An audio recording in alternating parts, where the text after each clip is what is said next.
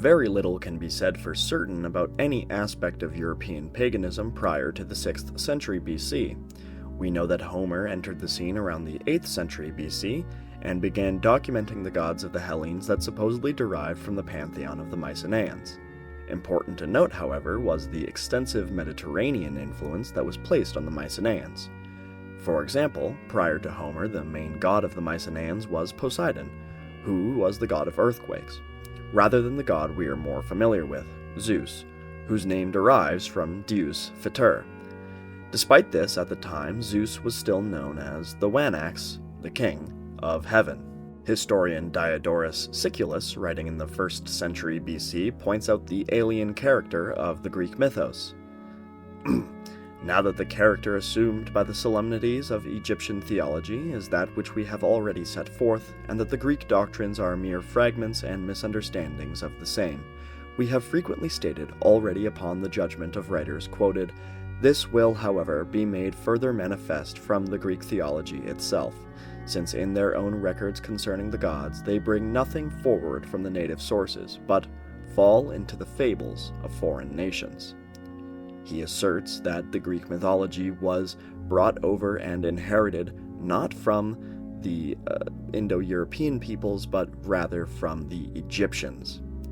It is clear then that the philosophers of Greek rejected this foreign religion, with figures like Pythagoras and Plato arguing instead for a higher singular god, nevertheless with varying interpretations due to the length of the divorce from true understanding. But Plato in particular is noteworthy with concepts like the world of forms and the nous in relation to the One, which have clearly identifiable parallels in the Christian faith, conjoined with figures like Philo and especially Pseudo-Dionysius, heavily sanctifying and clarifying the truths upon which Plato stumbled. In addition, the God-fearers of Greece, as described in the Acts of the Apostles 13:16 and 26, were members of the Greek religion Zeus Hypsistos, which were a monotheistic form of Hellene religion which placed Zeus as the only god. Despite these aspects of truth, the mainline Hellenistic faith was foreign to the Greeks, and the Greek religion would have a major influence upon the religion of the Romans, whose system of beliefs prior to the Hellenization is almost entirely unknown. So, given the foreign character of the primary Hellene religion, almost all of the Roman mythology is useless in this study into anthropological religion.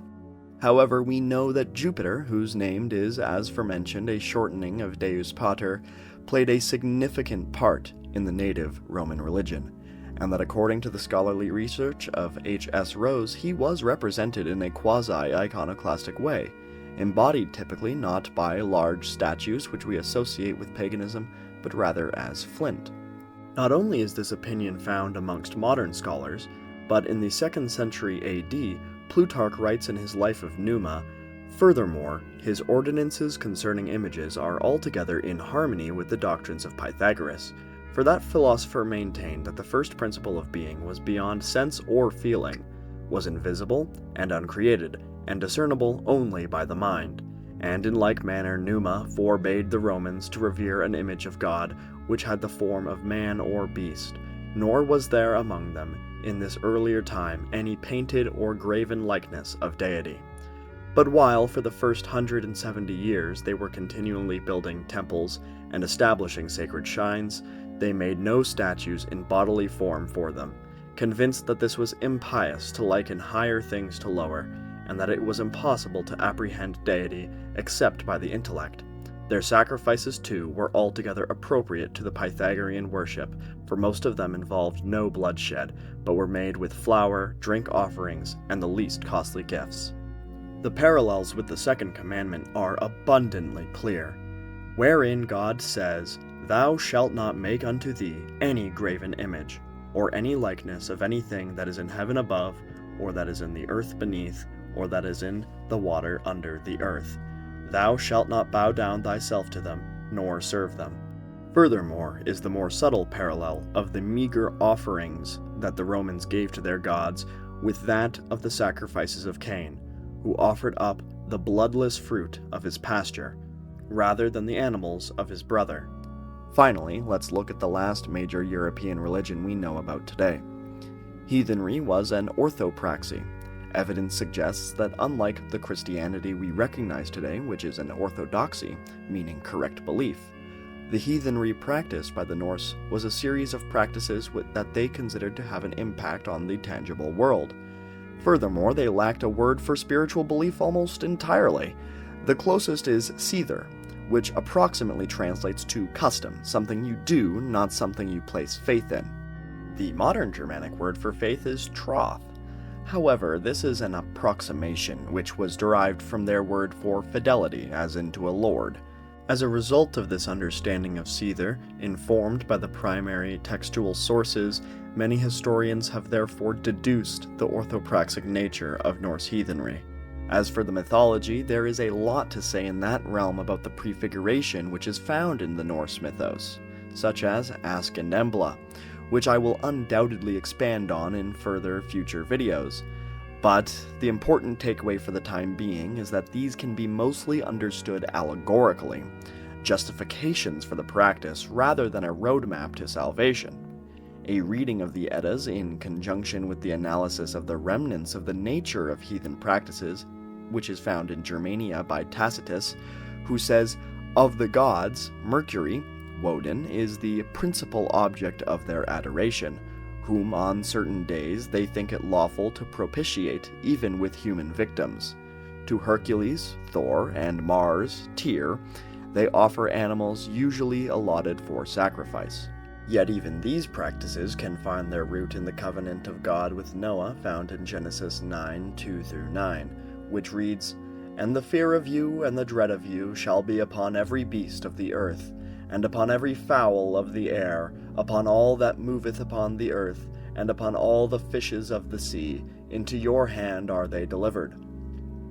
Every moving thing that liveth shall be meat for you, even as the green herb have I given you all things. But the flesh with the life thereof, which is the blood thereof, shall ye not eat. And surely your blood of your lives will I require. At the hand of every beast will I require it, and at the hand of man, at the hand of every man's brother, will I require the life of man." The symbol of that covenant, too, found in Genesis 9:13, as represented by the rainbow, is found in Norse mythology, through the Bifrost, the bridge to Asgard, made of a rainbow. In the thousands of years of separation from Japhet, it's clear how the memory of the token of the covenant could be misconstrued for a bridge to the semblances of the metaphysical. But the evidence for loss of understanding of metaphysics can be found in the very early syncretism practiced by the heathens. The talismanic practice of Harald Bluetooth, or the placement of allegorical scenes from mythology next to the biblical history, an attempt to align the salvific metaphysics of Christianity with the tangible practice of their seether. This is why God sent saints, such as Boniface at Donar's Oak, or Wolfram with the rescue of Ovar, to demonstrate God's might over the temporal realm as well. Despite this, their gods did have importance to them, and there were still some metaphysics at work.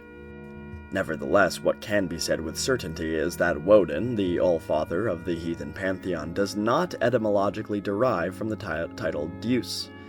The title is associated with Tyr, a far less significant god and often equated with Mars in the Roman tradition of interpretatio.